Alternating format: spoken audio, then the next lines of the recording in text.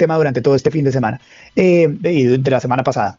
Doctora Cristina Plazas, quiero empezar con usted. ¿Cuál es su lectura de lo que está pasando, de cómo lo ve y esto para dónde nos puede llevar y cuáles son esas alertas? Luis Carlos, pues la verdad creo que el país quedó totalmente destrozado después de los 4 años de gobierno de Gustavo Petro. Se nos viene posiblemente un apagón si no se toman medidas inmediatas. La crisis de la salud pues cada vez cobra más muertes, una crisis fiscal gigantesca. Entonces, para mí es desafortunada esta pelea porque deberíamos estar concentrados en esos temas y no en la pelea. Fíjese que ahorita no estamos hablando de la salud, no estamos hablando del apagón, sino de la pelea entre el Centro Democrático y el gobierno. Se sabía desde el principio que esta pelea venía, el Centro Democrático pues quedó muy golpeado después de las elecciones presidenciales. Claro, es que claro. La votación de Paloma Valencia, pues nadie se la esperaba, ellos no se lo esperaban, no esperaban que además una persona que había sido muy cercana a la casa de Uribe pudiera sacar la votación que sacó Abelardo. Yo creo que eso fue un gran golpe para el presidente Uribe y desde la campaña se vio una pelea ya y los términos, y muchos advertimos que los términos en que se estaba dando la relación entre los dos candidatos pues iban a causar unas heridas demasiado grandes que obviamente se iban a traducir en que el Centro Democrático iba a terminar como oposición del gobierno y finalmente eso fue lo que pasó. Estamos viendo un Centro Democrático que está en oposición, así se haya declarado en parte del gobierno, en bancada de gobierno, y pues desafortunadamente estamos viendo que en lugar de estar unidos, no están peleando, en lugar de ver cómo nos vamos a sentar todos para sacar adelante el país. Doctora Maravillan, ¿esta pelea era inevitable? ¿Esto para dónde va? ¿Qué tal?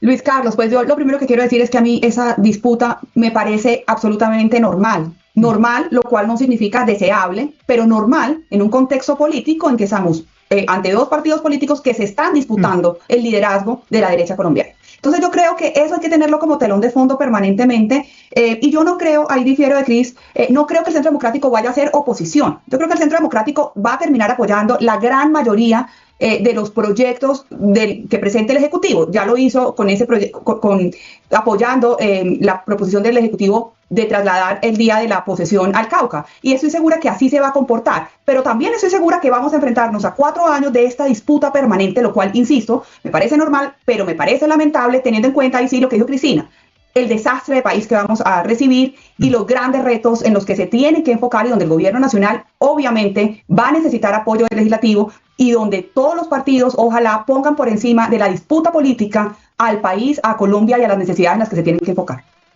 Muy buenos los puntos los dos. José Carlos, ¿esto cómo lo vemos?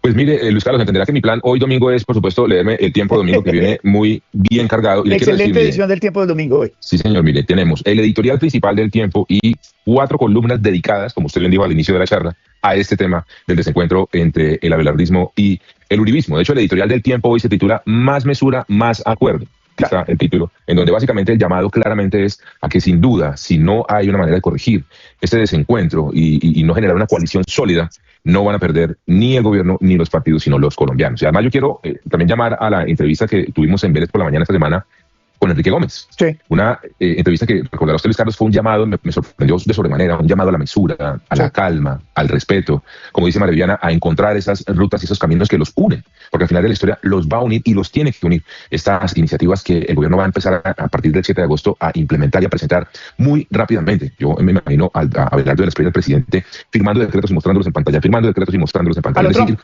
exactamente, va a querer entrar con mucha fuerza y ahí necesita al legislativo y por tanto lo que todos estamos esperando es que esto se lime y vamos para adelante. ¿Esto se lima, va para adelante, Juan?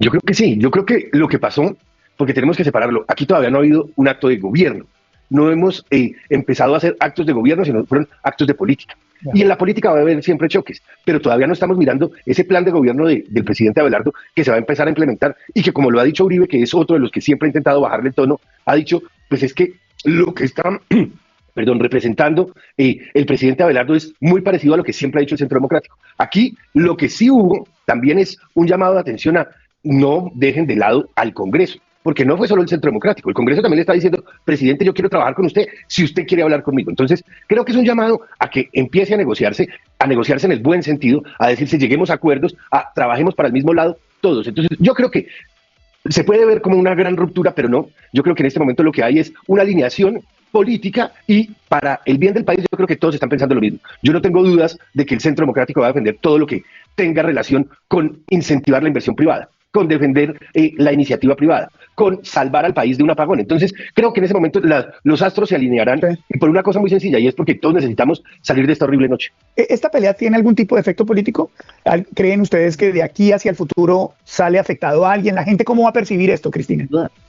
Sin duda tiene un costo político, Luis Carlos. Lo que pasó en la elección del presidente del Congreso, pues ya se está viendo la narrativa, independientemente si es verdad o no es verdad, la narrativa quedó que el Centro Democrático se alió con Gustavo Petro y su bancada.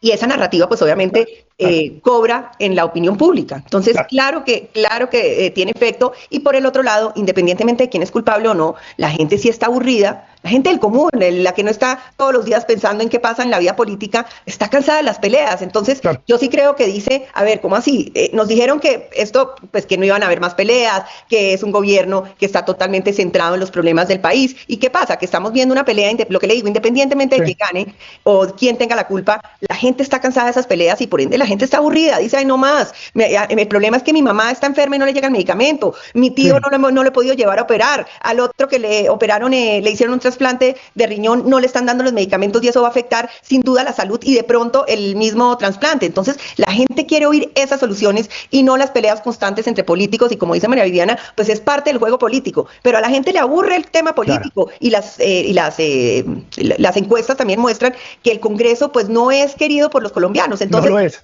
entonces estas peleas lo que muestran es que seguimos en lo mismo y no preocupados por los problemas diarios de los colombianos. Que es el discurso de Abelardo de la Espriella. Ahora, ¿cómo se puede manifestar el efecto de esta pelea política? ¿Cómo están viendo la elección del Contralor? ¿Esto qué puede significar en las elecciones de los alcaldes, de lo que se viene? ¿Cómo se manifiesta esto, doctora Viviana? Luis Carlos, pues creo que cada uno de los ejemplos que usted puso, esto se va a manifestar de forma distinta. Yo creo que en adelante, es decir, yo coincido con la mirada de Cristina del efecto que eso tuvo en la opinión pública en términos de cómo quedó de golpeado el Centro Democrático. Quiero agregar algo a ese efecto y es, salió fortalecido el pacto histórico también, de cierta forma, ¿no? Entonces también queda en el ambiente un pacto histórico que todos pensábamos va a salir derrotado y finalmente hoy tiene, o digamos, contribuyó a la elección del presidente del Congreso. Ese es otro de los efectos. Y el otro efecto también hay que decirlo.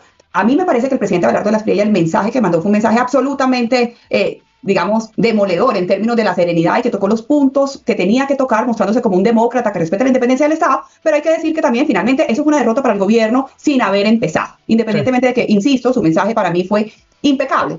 Entonces aquí salieron golpeados paradójicamente tanto el Centro Democrático como el Gobierno Nacional y por el contrario un pacto histórico que sale de cierta forma cobrándose un triunfo.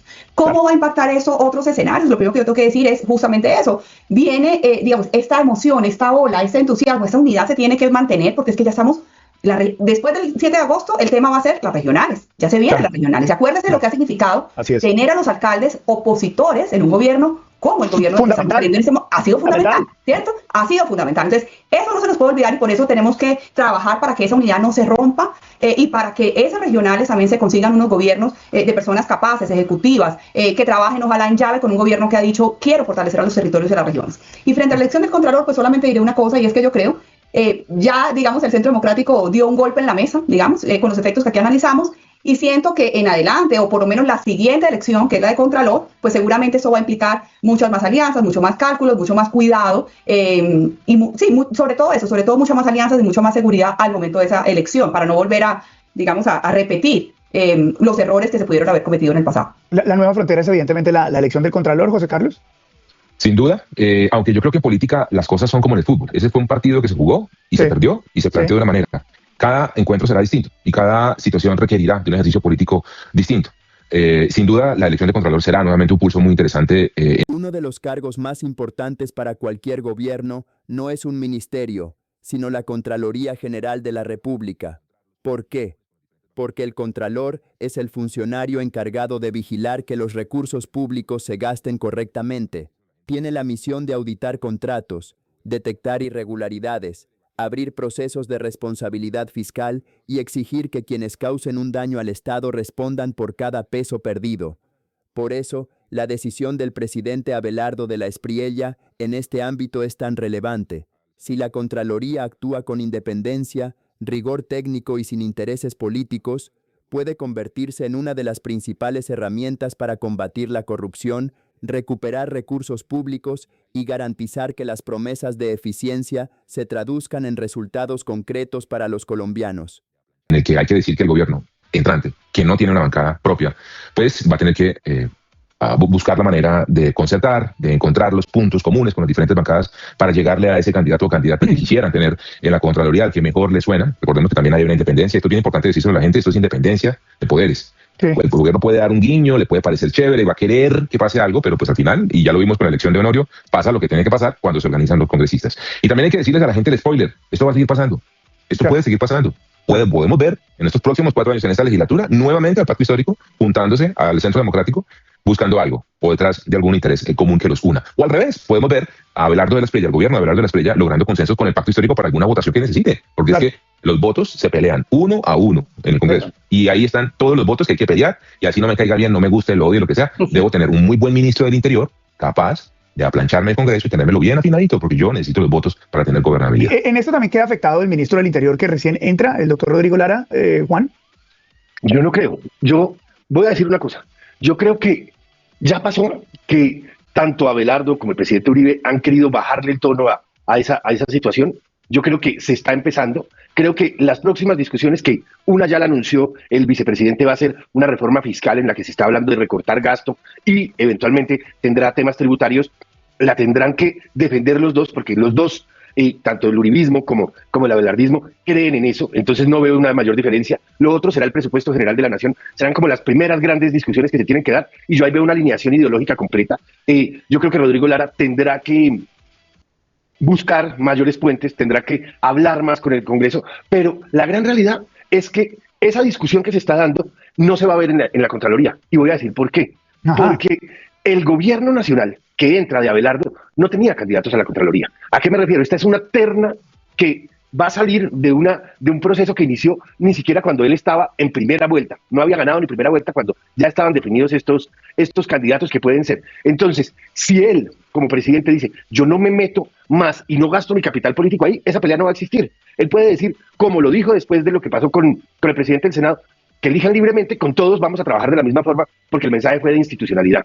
Pero sí tengo un problema para adelante, y es, ¿qué se viene? Las regionales. Y ninguno de los que creemos en ese modelo están pensando en Bogotá. En la discusión regional se está acabando Bogotá. ¿Y qué va a pasar con Bogotá? ¿Cuál va a ser el candidato para Bogotá de todo este grupo de personas que piensan para el mismo lado? Porque lo que no puede uno es entregarle Bogotá a Gustavo Petro, que dice que se va a lanzar a la alcaldía de Bogotá. Sí, lo de Bogotá es muy importante, pero creo que, bueno, no sé si candidato, pero creo que el presidente electo va a hacer algo sobre Bogotá, debería hacer algo sobre Bogotá en los próximos días o incluso en las próximas horas.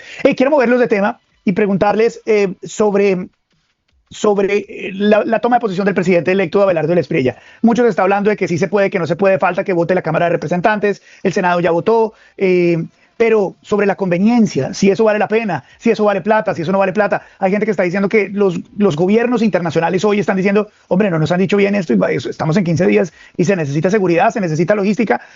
¿Cómo ven esto, doctora Cristina? Luis Carlos, a mí me parece una pelea totalmente innecesaria. ¿También? ¿Qué? También, otra pelea innecesaria. Esta sí me parece totalmente innecesaria por una razón, y lo dije en mi segmento creo que el jueves. Los presidentes hoy en día, no solamente el colombiano, sino la mayoría de los presidentes llegan con una favorabilidad muy baja. ¿Por qué? Pues por la polarización que está viviendo cada uno de los países. Entonces llegan con una favorabilidad, no sé en este momento cuál es la del presidente electo, pero va a ser aproximadamente o 49 o 50%, que fue lo mismo que le pasó al presidente Duque en su momento. Entonces creo que uno tiene que escoger las batallas, ese dicho tan importante. ¿Por qué? Porque estas peleas lo que hacen es desgastar al gobierno. En temas, pues sí, yo estoy de acuerdo en que es un símbolo importante ir al Cauca y que él desde allá del primer discurso, pero eso se puede hacer sin la misma posesión. Vaya, se posesiona ante el Congreso, él dice que no quiere algo costoso, ni algo remumbante, ni nada, entonces vaya al Congreso, se posesiona, coge un avión y va a la base que quiera y da un discurso. Entonces creo que se podía cumplir su objetivo sin necesidad de esta pelea. Obviamente Petro necesita pelear hasta el último momento y le dieron el papayazo de esta pelea, entonces hasta el último momento va a ser. Acuérdense cuando Duque y Petro, que la pelea de la espada de Bolívar, hasta el último momento. Entonces me parece que son peleas que lo que hacen es desgastar al gobierno, en lugar de desgastarlo en unas medidas que no van a ser muy populares por la situación en que nos dejan el país y que definitivamente las tiene que tomar para poder sacar adelante los diferentes proyectos que se necesitan para salvar cada uno de los sectores. Entonces simplemente me parece, mire, no es que yo esté de acuerdo o no en ir a una base militar, yo creo que no hay ningún problema con eso, sino me parece que esta pelea desgasta cuando hay temas mucho más importantes en donde debería él desgastar su capital accionar político y no en estas peleas que no valen la pena. Doctora María Viviana. Mire, Luis Carlos, yo estoy de acuerdo con Cristina. Yo creo que esta es una pelea que este gobierno, más no teniendo una bancada mayoritaria en el Congreso, tiene que saber escoger sus batallas. Sin embargo, así como le dije hace unos minutos, que el trasfondo de esos 4 años va a ser esa disputa entre el Centro Democrático y abelardismo por quién es el nuevo líder de la derecha, también hay que agregarle otra transversal, y es que no se nos olvide que aquí lo que está en juego no es la posesión del presidente. Lo que está en juego es, el nuevo campo es la batalla cultural. En el debate político, la llamada batalla cultural no es una guerra con armas, sino una disputa por las ideas, los valores y la visión de país. Se libra en la educación, los medios de comunicación, la familia, el arte y las redes sociales. Organismos como la UNESCO destacan que la cultura influye en la identidad, los valores y la convivencia democrática, por lo que proteger el pluralismo y la diversidad cultural es fundamental. En ese contexto, cuando algunos líderes hablan de batalla cultural, se refieren a la defensa o promoción de determinadas ideas frente a otras que consideran dominantes. Entonces, lo que para mí, y que coincido con Cristina, qué pelea tan innecesaria, ni siquiera se han posesionado, si uno lo enmarca en lo que ese gobierno está planteando, que es la pelea, la lucha por la batalla cultural, uno la entiende. Lo entiende como el poder de los símbolos, lo entiende como la necesidad de darle fuerza, respeto, etcétera, a las fuerzas militares, volverle a dar el lugar que perdieron. Y no olvidemos el territorio que se escogió, el Cauca, un territorio que ha sido, digamos, no sé si la fuente, pero digamos, un territorio que ha sido disputado por poblaciones vulnerables, indígenas, tiene toda esa carga de la colonia, etcétera, tantas cosas que hay alrededor del Cauca, la falta de la presencia del Estado, entre otras razones. Entonces, pareciéndome a mí, también claro, una batalla innecesaria, una pelea innecesaria, un desgaste del presidente, la entiendo enmarcada en algo mucho más amplio para ese gobierno, que es la batalla cultural. Supremamente interesante esa parte. Sí, claro, por supuesto, doctor. Voy a agregar ahí, yo no sé si ustedes se acuerdan cuando el presidente Santos quiso posesionarse en un cabildo indígena, ¿se acuerdan? Por la mañana fue donde los mamos, se posesionó y después llegó al Congreso y hizo el gran acto. Lo que creo es que es súper importante el símbolo, estoy de acuerdo con todo lo que ha dicho María Viviana, pero creo que se podría haber hecho sin necesidad de esa pelea, sabiendo que Petro está buscando cualquier papayazo para pelear y oponerse a todo lo que diga el gobierno en este momento. Miren lo que escribió un televidente, dice, es Patricia Valero, dice, ¿cuánto valía traer 3.000 indígenas a Bogotá 3 o 4 veces al año frente a llevar 300 congresistas al Cauca sabiendo que ellos se desplazarán desde sus regiones a Bogotá, ahora a Popayán? Interesante, la gente lo ve de otra manera. A ver, Juan, esto de Cauca, esto de la toma de posesión en una guarnición militar. Yo creo que no podemos dejar de perder de vista quién es Abelardo de la Espriella. Abelardo de la Espriella es un tigre comunicante.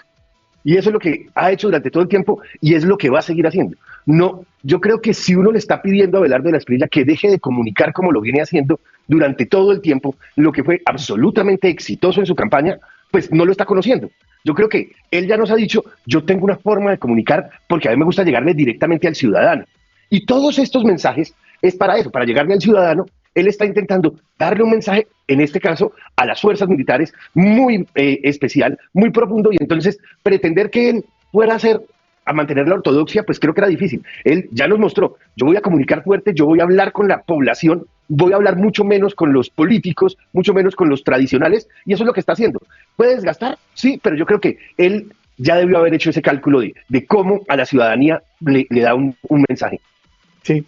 El gabinete, de los nombramientos, de todo lo que ha hecho hasta ahora, doctora María Viviana, ¿qué tal le parece las cartas que ha presentado el presidente electo? A mí me parece que en general ha sido acertado en los nombramientos, me parece que ha traído otra vez a la conversación personas con preparación, personas conocedoras, personas que si bien, digamos, es cuestionable el tema de los nunca, porque lo cual a mí me parece bien, porque yo creo que manejar a un Estado y a Colombia, pues ahí estamos viendo el caso de Juliana Guerrero, qué pasa cuando uno trae personas que no están preparadas a gobernar. Claro. Entonces creo que eso requiere seriedad, requiere compromiso, requiere hoja de vida, trayectoria, canas, si se quiere. Yo destaco entre los nombramientos, pues 3 mujeres que me han parecido muy acertadas. Elsa Noguera, por supuesto, es un sello de una persona que va a hacer un ministerio con toda certeza ejecutivo, enfocada a los resultados y que va a sacar adelante esa cartera. Paola Holguín, que sin tener trayectoria en la cultura, pues es una mujer comprometida, es una mujer ejecutiva que le va a meter gerencia a la cultura. Y hace poco nos enteramos de Sandra Suárez, de PS, es que eso tiene rango ministerial. Y ahí sí que hay mucho para hacer y creo que su seriedad y su honestidad van a ser también símbolo de una buena gestión. José Carlos, este gabinete que está presentando, este equipo de gobierno que está presentando Abelardo de la Espriella.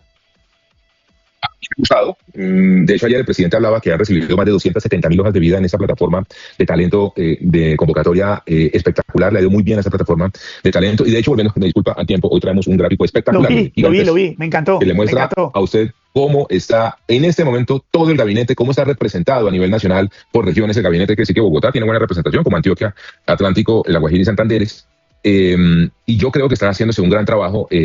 Definitivamente, además, tener experiencia en el gabinete yo no lo veo como algo negativo, porque también se ha dado esa pelea, ¿no? Que nunca, los de siempre, lo que sea. Yo realmente siento que se está, y comparativamente con estos 4 años hay que decirlo, teniendo un tremendo gabinete, mucho mejor gabinete de lo que veníamos teniendo. De hecho, ayer salió nuevamente un escándalo gigantesco alrededor de esta señora Juliana Guerrero. Hubo un ejemplo de las perfiles que han, incluso hasta las voces del petrismo, muchas voces del petrismo fustigándola muy duro, y la llaman corrupta, ambiciosa y demás. Ya pasó esa horrible noche, ya tendremos un gabinete más técnico, más preparado, un gabinete que tiene un sentido operacional y gerencial mucho más orientado a la eficiencia de los resultados. Así que yo estoy muy tranquilo con lo que estoy viendo en el gabinete. Doctor Juan Alberto. Es un gabinete de canas y yo creo que eso es importante. Teníamos un gabinete muy liviano y acá hay gente con probada experiencia en cada uno de sus sectores. A María Viviana le faltó mencionar la ministra de Minas.